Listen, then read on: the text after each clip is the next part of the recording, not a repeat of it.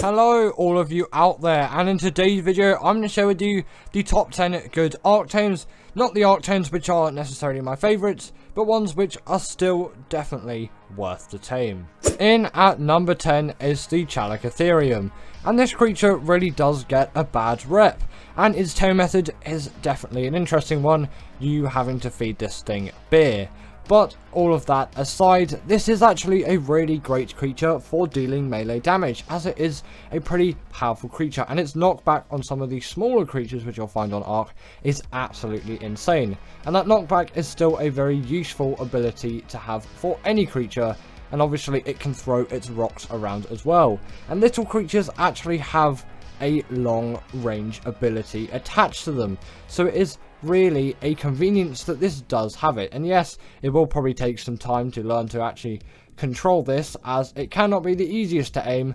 Once you get it right, you have yourself a really good fighting carnivore with some long range abilities, and it really shouldn't be left out of the general mix of what you should be taming. Yes, it's not going to be the best creature out there, but it still will be very worth your while. Next up, we have the Achatina, and this is actually a really great creature for farming cementing paste, as they literally create it, and that pretty much is their only use. The taming method is also very simple, just requiring some sweet vegetable cake, which isn't the most expensive thing, and considering how much cementing paste you can get out of these things, it is definitely worth it. All for that cementing paste, of course, as that is basically the only reason for getting these things. Now, the Mosasaurus isn't my favourite Ark Tame, of course, which is why it's on this list. These are kind of mediocre to not really mediocre, no, better than mediocre. The Mosasaurus is a good tame. I will definitely say that. It's not my favourites out there. I'll definitely say the Allosaurus is a much better ocean tame, but this is good tames, not like the best tames. So that's why the Mosasaurus is here. Sorry for my rubbish explanation of it, but essentially this is an underwater creature which is going to pack a lot of damage, and with the X versions on Gen 1 you can have yourself an even better time, and you can even craft a platform saddle for this thing and build a base on the back of it if that's your thing as well. It's just I don't really use the Mosa that much, and when I use it, yes, I definitely enjoy it, but I don't really get any kind of connection through it. Now, the anglerfish is definitely a creature which I think at some point you should tame, and it definitely is worth it for all of that silica pearl farming. I don't know why I couldn't say silica pearl there, but yes, this is the ultimate silica pearl farmer. You don't even need to get off the back of this thing to farm it. You can just, I can't remember what you do, just like attacking. I haven't used this thing in a couple of weeks now, so my mind is oddly ill refreshed. As yes, this isn't the most memorable creature, but it definitely is one which if you get into using, you'll use a lot. It's just I'm playing Extinction at the moment, and you know, these things really aren't going to be any help on Extinction. There's not really any kind of ocean on that map. But yes, if you're in a pinch and you need some silica pearls, the angler is a great shout for a creature. If you haven't tamed one already, definitely tame one. And if you just want to farm some angler gel, that is a great use out of these things as well. If you kill them, you can get angler gel, you can put it in torches, and it has many other uses as well. Now, the Bronto is one of these tames which just has to be mentioned on the list. This creature is one which, albeit, as obviously this list goes, isn't going to be the creature which is going to absolutely change your game and just be the most insane creature you have ever set eyes upon. But it is still a very good harvester of berries, and it even has a platform saddle too, where you can build a base if that's your thing, again like the Mosa, and it does actually deal a reasonable amount of damage, although it probably will take some time. But I did manage to kill that chalk golem. I think they're chalk golems on Vaguero, not sure, educate me if I got that wrong, comment down below what are they called, because I'm not actually quite sure. Yes, the Bronto does lack in mobility, but considering the length of its tail and how many bushes it can gather, this is a really great creature which, if you haven't tamed already, definitely give it a try. In at number 5 is the Rock Golem, and this thing is a really great tame, I will admit, but not one which I am absolutely crazy about, and its tame method is one of huge annoyance, which somewhat does actually deter me from taming this creature, as I really don't want to get out the cannons and a parasaur, because that's the method that I use, or even a rocket launcher and do it that way, as that method is particularly risky. but once I do have one, I do find that I do use it quite a lot for killing deathworms on Scorched Earth, and is obviously really great at doing that. But still, overall, I don't have the greatest fun with using this creature, as it isn't the most mobile out there. I do prefer a more quick and snappy creature over something like this, but I could definitely see if I was more of a PvP player, I'd be loving this thing and I'd be taming it a heck of a lot more. Just for me, it's one of those mediocre tames which really I don't need as a PvE player, but it is still fun to tame a couple of times and just on general occasions. Now we have the Astrodelphis, and this creature is definitely one which I'll use from time to time, but its taming method is one which I really just can't get round. But it is definitely one of those creatures which I prefer using than the Golem, and obviously as this list goes on, these are creatures which I prefer more and more, if you haven't figured that out already. So the creature number 1 is the best of the good creatures, and this is actually just some good fun for transporting things around and just for some general sky combat as well, although this more fits into the PvP space of Ark players. So for me, a PvE Ark player, this isn't going to be the most useful creature to me, but I can still see all of its very valuable use cases in PvP scenarios, and still it is some really good fun to ride around on, mess around with, and deal some heavy damage on creatures with. A good tame. Now, I'm not really an Astrodelphis lover. I don't absolutely crave this creature, but I'll definitely admit it is a good one, and in my opinion, better than the Astrodelphis, at least for my use case, as having a fast travel creature is definitely a really good thing to have. It's just I vastly prefer the Rhyniognatha if I'm going to use a creature like this which can travel around the map with great speeds, or I will use the Maywing and I will alternate between those two creatures.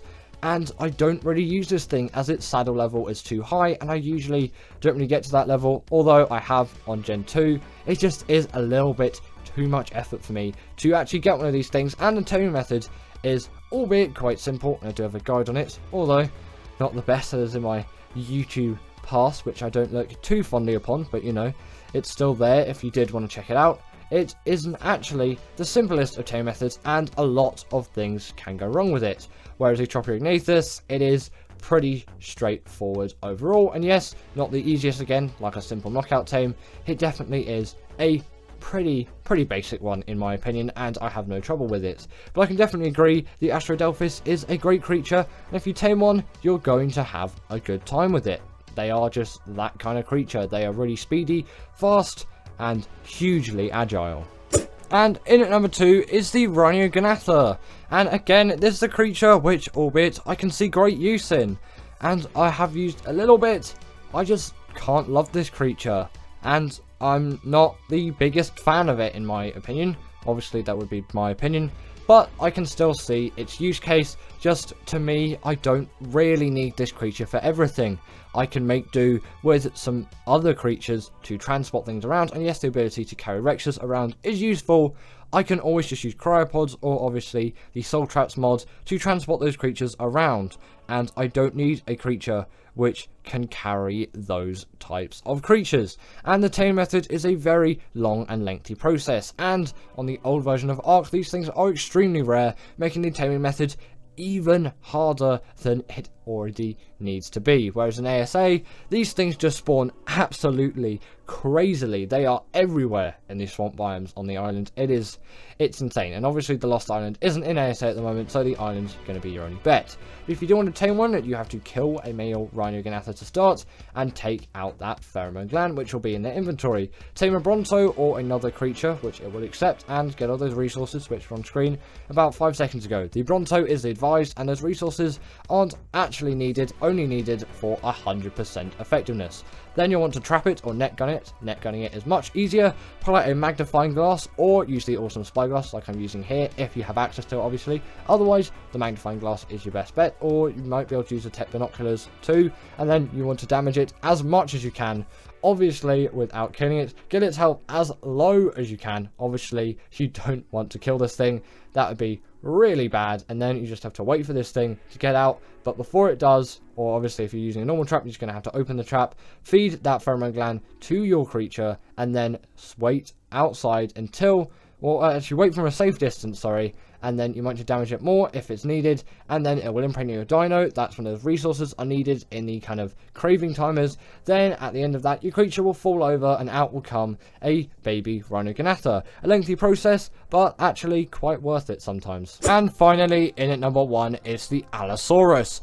And this creature, most people will disagree with me by putting this in at the number 1 slot for good tames. It is my favourite tame which I classify as good, but I can't put it into the very good category, as for some reason I just can't like this creature, and I don't know why. I've tried so many times to like this creature, but I just don't like the size of it and all of it. I don't even like the taming method, which is so simple. I don't like the pack separation bit, which isn't even necessary. You can just tame all 3.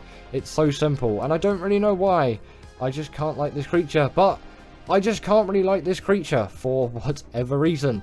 And I can admit that it is a really good tame, but for me, it just stays in the good category. And even though it has the bleed ability, good mobility, it has good stamina, good damage, and good health, I don't know.